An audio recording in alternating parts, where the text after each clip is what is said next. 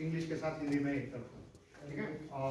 मेरा नाम राहुल है, मैं एनर्जी एंड हाइब्रिड सिस्टम को रिप्रेजेंट करता हूँ एंड B2 बिल्डिंग के टेरेस के ऊपर हमारा हॉट वाटर सिस्टम इंस्टॉल है। तो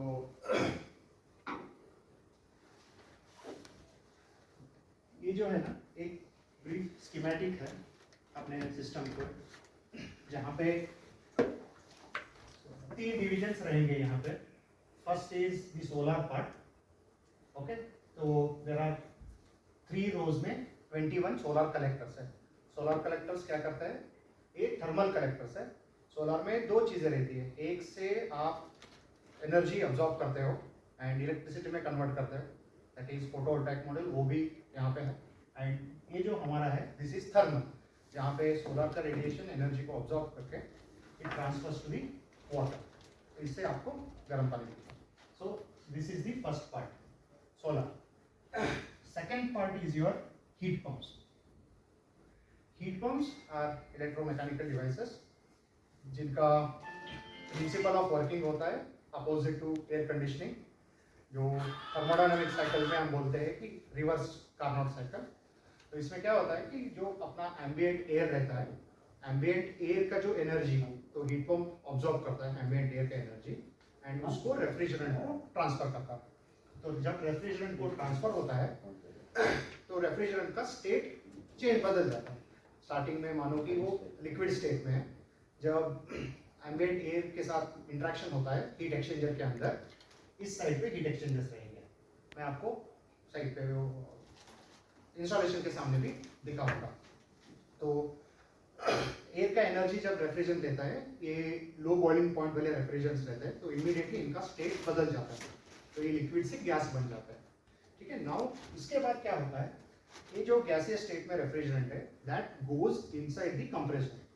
हीट पंप के अंदर जो कंप्रेसर है, कंप्रेसर का काम क्या है कि ये रेफ्रिजरेंट को वो और थोड़े हाई टेम्परेचर हाई प्रेशर पे वेपराइज करता है। एंड जब ये रेफ्रिजरेंट कंप्रेसर से बाहर आता है, उसी टाइम पे सर्कुलेशन होते रहता है टैंक से।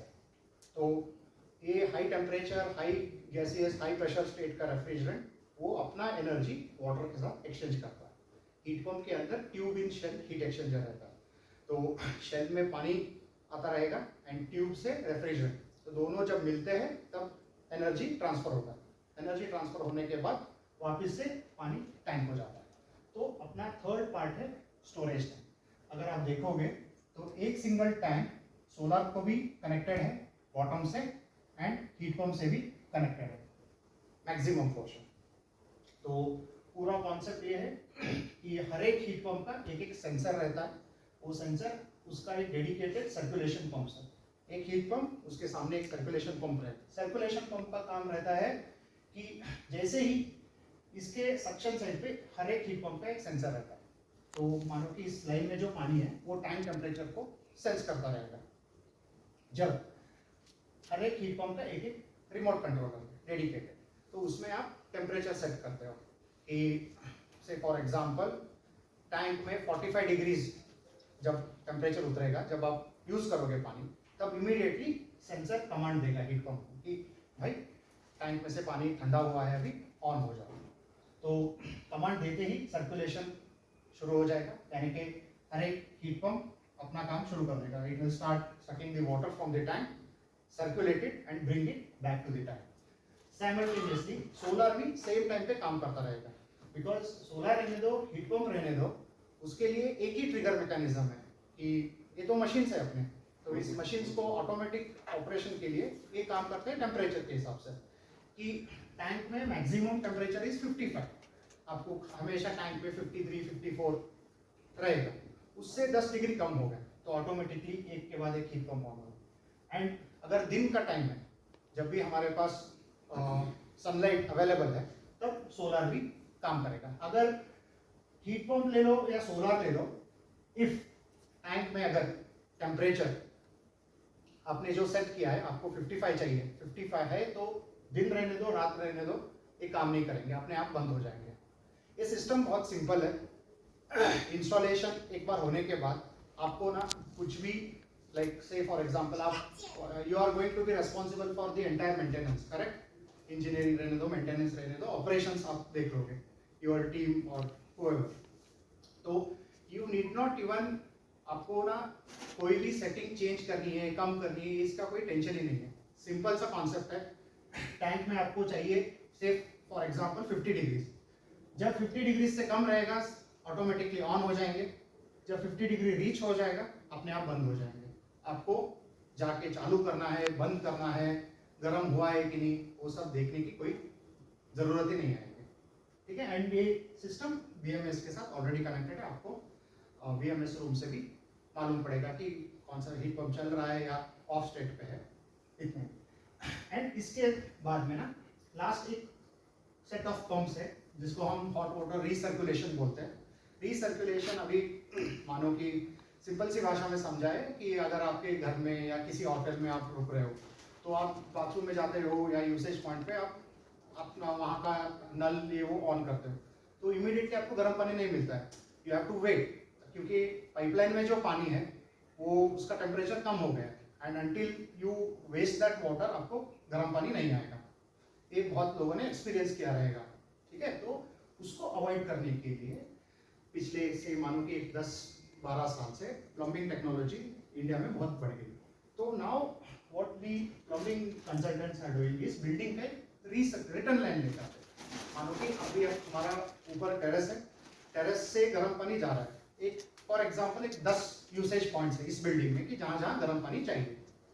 तो हर एक यूसेज पॉइंट से एक लूप करके एक रिटर्न लाइन वापस छत पे लेके आते हैं. तो एक पंप, ये जो सेट ऑफ सर्कुलेशन पंप आपको इस ड्राइंग में दिख रहे हैं ना, इसके साथ एक कंट्रोलर है, वो भी प्रोग्राम है कि उसमें भी एक टेम्परेचर सेंसर रहेगा. तो मानो कि रिटर्न लाइन में जो प्लम्बिंग लाइन है उसमें 40 डिग्री से कम हो गया पानी तो इमीडिएटली सर्कुलेशन पंप ऑन हो जाएगा. तो लाइन में जो स्टैग्नेंट वाटर है दैट विल बी सब brought back to the tank. And जब टैंक में ये अंदर आएगा तो ऑटोमेटिकली फिर से आपका प्लम्बिंग लाइन पूरा गर्म पानी से भर जाएगा. तो आप जब भी जाते हो से मानो कि यहाँ पे एक शावर रूम है, शावर रूम में आप जाओगे विद इन लाइक से 5 to 6 सेकेंड्स आपको गर्म पानी आ जाता है. इससे फायदा क्या हुआ कि आप लोगों का पानी का वेस्टेज, एनर्जी का वेस्टेज बंद हो गया. तो हमेशा पाइपलाइन में गर्म पानी अवेलेबल रहेगा ही. You need not wait for like 10 minutes. अरे 3-3, 4-4 बकेट वेस्ट करने के बाद गर्म पानी आ रहा है मुझे, वो वाला चीज़ नहीं. तो इतना ही ब्रीफ में मैं आपको लाइक स्कीमेटिक से अभी आगे बढ़ते हैं, थोड़ा डिटेल में पढ़ेंगे. बेसिकली फंक्शन इतना ही. एक मेन आपका स्टोरेज टैंक है जिसमें आप कोल्ड वाटर देते हो. उसी टैंक को आप कोल्ड वाटर को हॉट वाटर बना रहे हो. ठीक है. तो हॉट वाटर बनाने के लिए आप you are dependent on heat pumps, you are dependent on solar. अगर दिन का टाइम है तो सोलर कंट्रीब्यूट करेगा. रात के टाइम यूसेज हो रहा है बिकॉज ये तो बड़ा ऑफिस है, कभी भी लाइक टाइमिंग्स तो फिक्स नहीं रहते हैं. मानो कि इससे फॉर एग्जांपल अभी आप हॉट वाटर एक होटल एप्लीकेशन में लोगे, इधर ही पीछे अपना एयरपोर्ट है तो एयरपोर्ट में जो ताज होटल दिखता है, यूजुअली होटल में कैसा रहता है कि कोई भी गेस्ट वो बिजनेस पर्पज के लिए आए या किसके लिए, तो मॉर्निंग से 6 to 10 यूजुअली सब लोगों का पीक डिमांड रहता है कि that is when you use hot water, may it be for your sanitation और सम अदर. उसके बाद शाम को रहता है. बट ऐसे ऑफिसेस में कैसे रहता है कि यू नेवर नो कि किस कौन से टाइम पे कहाँ पे गर्म पानी की जरूरत पड़े. तो इसके लिए इस टैंक में हमेशा गर्म पानी रहेगा.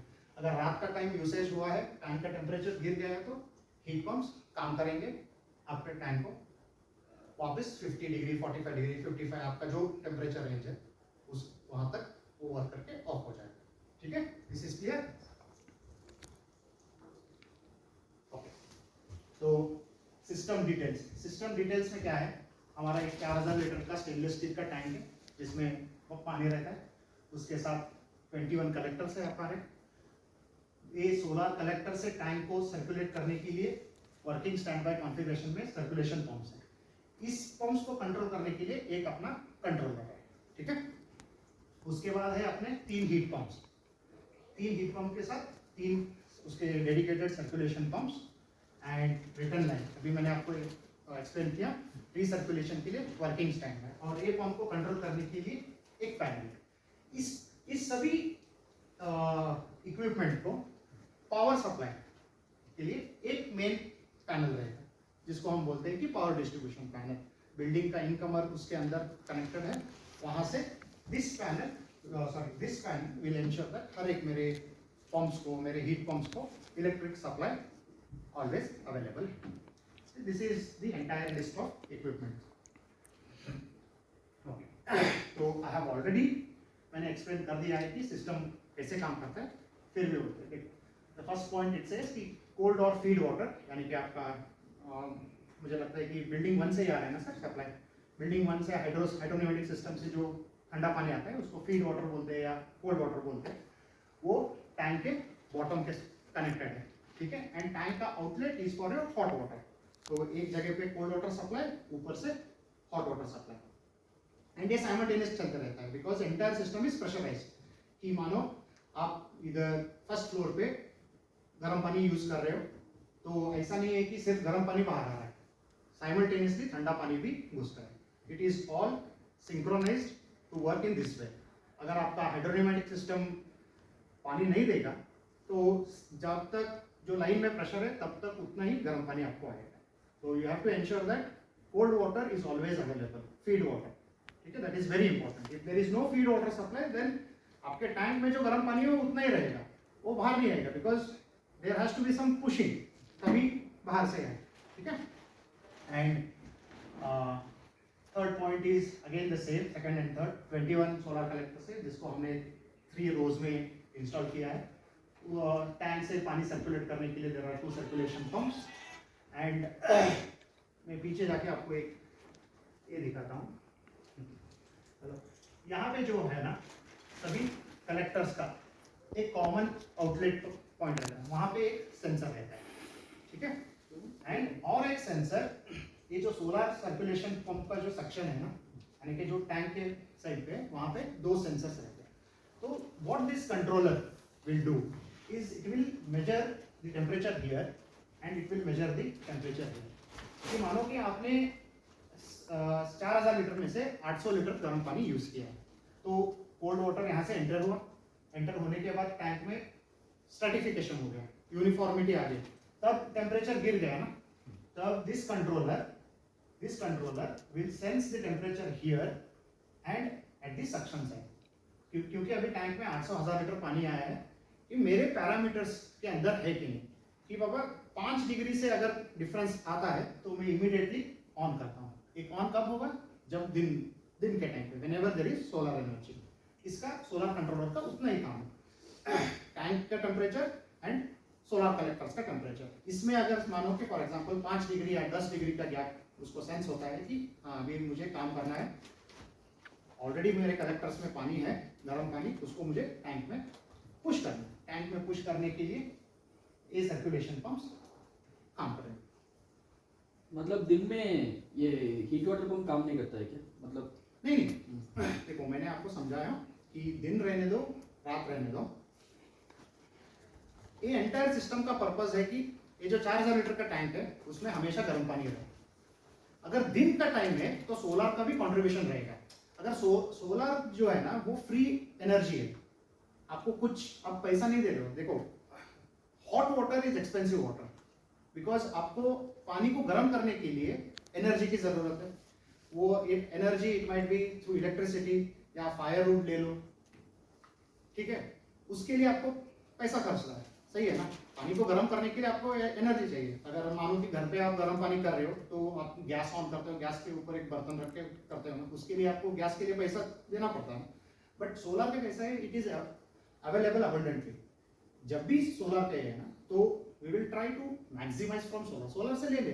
हीट पंप का ऑपरेशन टाइम खत्म हो गया ना, अभी मानो कि 4000 लीटर आपने पूरा कंज्यूम कर लिया एंड रात का टाइम है, रात के टाइम पे तो सोलर का कंट्रीब्यूशन नहीं है, तो सिर्फ हीट पंप काम करेगा। दिन के टाइम पे इररिस्पेक्टिव हीट पंप और सोलर दोनों काम, इतना।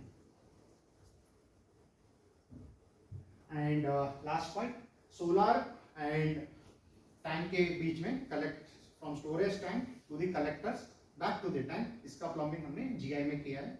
बिकॉज सोलर का टेम्परेचर कभी भी ज्यादा हो सकता है, कम हो सकता है, वो किसी के हाथ में नहीं है। It is all dependent on the sun, okay. तो इसके लिए उसको हमने GI यूज करते हैं ताकि कितना भी हीट होंगे उसका डिफॉर्मेशन ना हो पाए लाइंस में।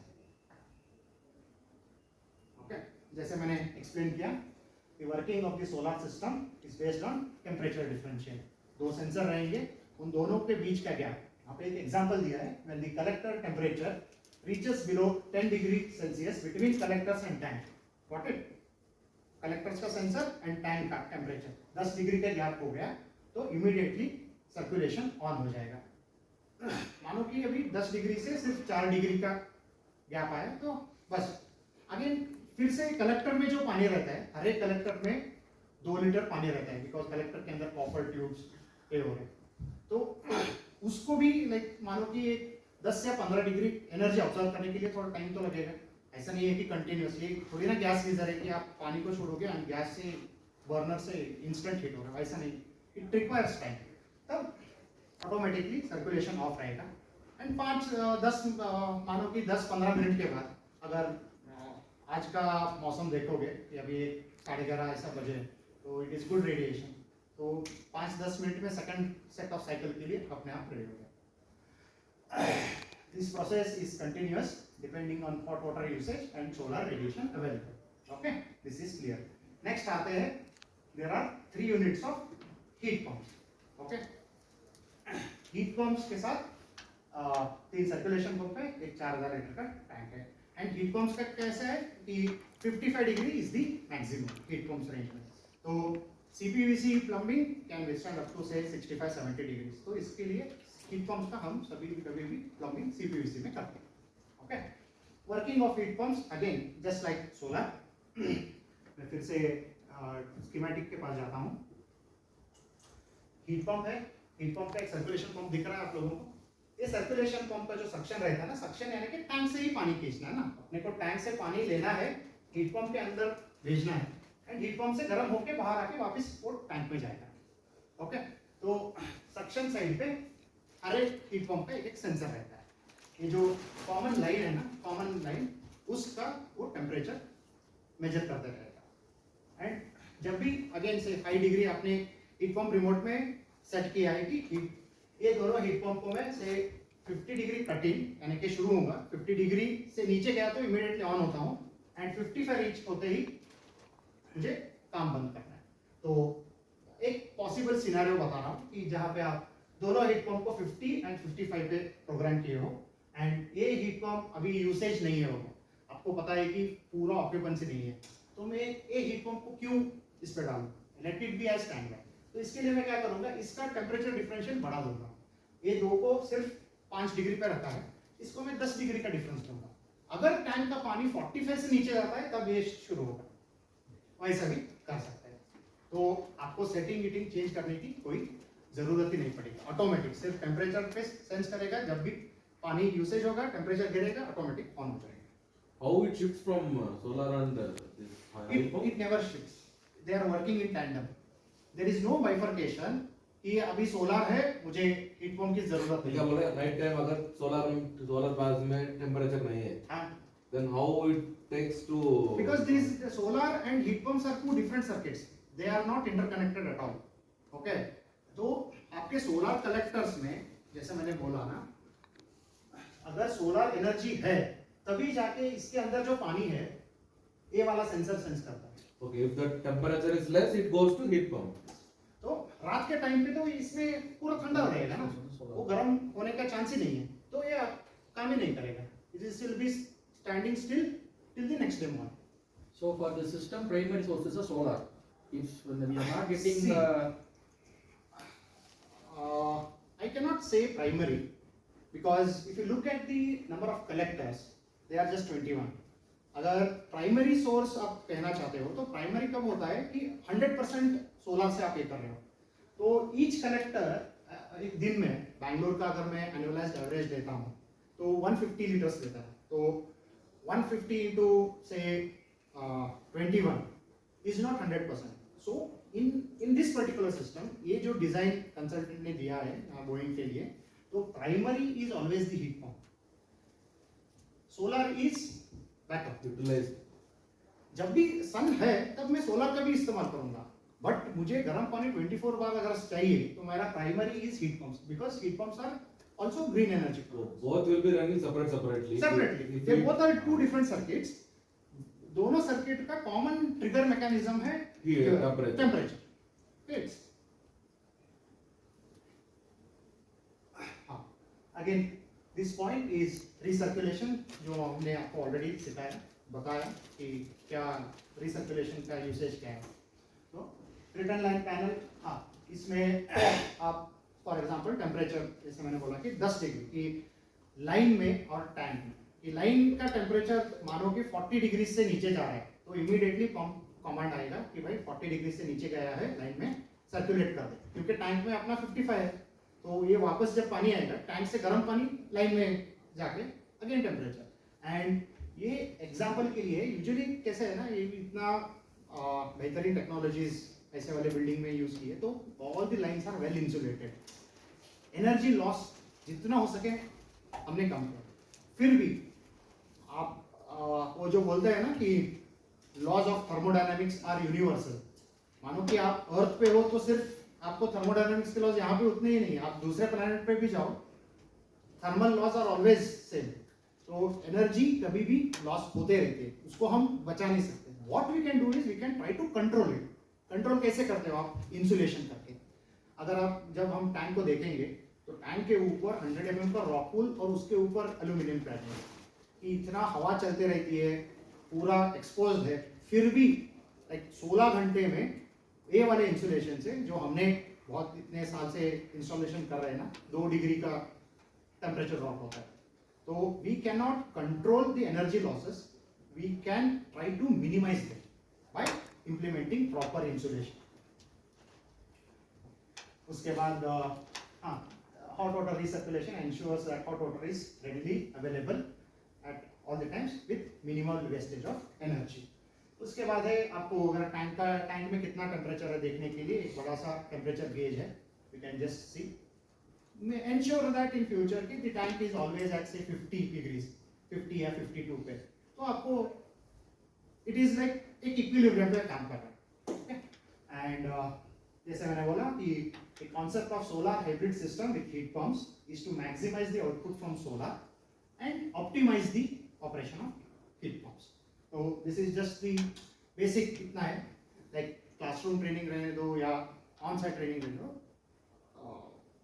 system hot water system जो है ना उसका concept इतना ही है, nothing more to worry about. तो next चलते हैं operating procedure पे. Operating procedure में सबसे पहले आता है कि अभी हमारे टैंक में 2 पोर्ट पे सोलर का लाइन कनेक्टेड है, 2 पोर्ट पे हीट पंप का लाइन कनेक्टेड है, एंड नीचे कोल्ड वाटर लाइन है, ऊपर हॉट वाटर लाइन. उसके सभी के वैल्व्स हमेशा ओपन रहने चाहिए, करेक्ट? सब वैल्व्स, तभी एक पूरा क्लोज सर्किट बनता है. आपका पानी B1 बिल्डिंग से आ रहा है, करेक्ट? B1 बिल्डिंग से आके इधर चढ़ के हॉट वाटर सिस्टम के टैंक में घुस रहा है, तो कंटिन्यूटी वहां से होके पूरे सिस्टम के अक्रॉस जाके आपका hot water supply and return, it is all connected, it is all in one loop, correct? तो फर्स्ट ऑपरेटिंग प्रोसीजर है कि जब भी सिस्टम ऑन पे है, वर्किंग पे है, तब सभी वैल्व्स ओपन है. मानो कि अभी आपको पता है कि एक महीने तक मुझे यूसेज नहीं, मैं क्यों सिस्टम पे, उस वक्त all you have to do is lock all the valves, inlet outlet बंद कर दो, बस अंदर का जो है अंदर उतना ही रहेगा. एंड जब आपको जरूरत पड़ेगी कि मानो कि कल से सभी एम्प्लॉयज ऑक्यूपाई कर रहे हैं, एक दिन पहले आप शुरू कर दोगे तो 4-5 घंटे में आपको ऑलवेज रेडी रहेगा. And you would have come across these things multiple times. हमेशा कौन सा भी बिल्डिंग ले लो, कौन सा भी प्लम्बिंग लाइन्स ले लो, there is a chance of air getting blocked inside. तो हम लोग क्या करते हैं, हर एक कलेक्टर के हर एक रो पे एयर रिलीफ वॉल्स है, टैंक पे एयर रिलीफ वॉल्स है. तो हमेशा system should be flooded. Pressurize system क्या होता है कि for example our human body, okay, आपको इधर एक कट हो जाता है तो blood starts oozing out. Why is that? Because your heart is a pump, it is pumping, pressurize कर रहा है ब्लड को ताकि ब्लड फ्लो हो सके. सेम थिंग इज अगर एयर गैप हो जाता है तो you will have to take out the air, just air relief valves काम करेंगे एंड एक बार पानी पूरे जगह पे बढ़ गया तो ऑटोमेटिकली सिंक में काम शुरू करेगा. हाँ, नेक्स्ट पॉइंट है check for the pressure in solar pipeline. The pressure reading can be taken from the pressure gauge installed in the tank. ठीक है, अभी 21 कलेक्टर से अपने एक टैंक है जो अपना सर्किट है सोलर का, उसमें हमने एक प्रेशर गेज डाल के रखा. तो वो प्रेशर गेज में फॉर एग्जांपल यहाँ मानो कि हमने 2 kg या 2.5 kg पे सेट करके वो सिस्टम काम कर रहा है. से एक 10 दिन के बाद एज अ मेंटेनेंस पर्सनल आपकी इंजीनियरिंग माइंडसेट क्या होनी चाहिए कि मैं जाके लाइन प्रेशर चेक करूँगा. 10 दिन पहले मुझे याद है कि 2 kg पे था, 2 kg होल्ड हुआ है कि ये देखना है, उतना है. यूजुअली लीकेज नहीं होता है, इट इज कंटिन्यूसली वर्किंग. अगर मानो कि कुछ मैकेनिकल डैमेज हुआ है, कहीं पे वाल के पास कुछ ए हुआ, तो प्रेशर गिर जाएगा. आपको मालूम पड़ जाएगी कि भाई प्रेशर गिर चुका है, तो कहाँ से तो लीकेज है, वो अपने को देखना पड़ता है.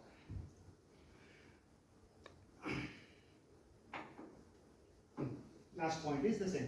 The pressure is lower than the required, और यहाँ पे मैंने एक एग्जांपल दिया है कि से in the range 2.5 to 3 kg, it can be 1 kg also 1.5, irrespective pressure. 1 second.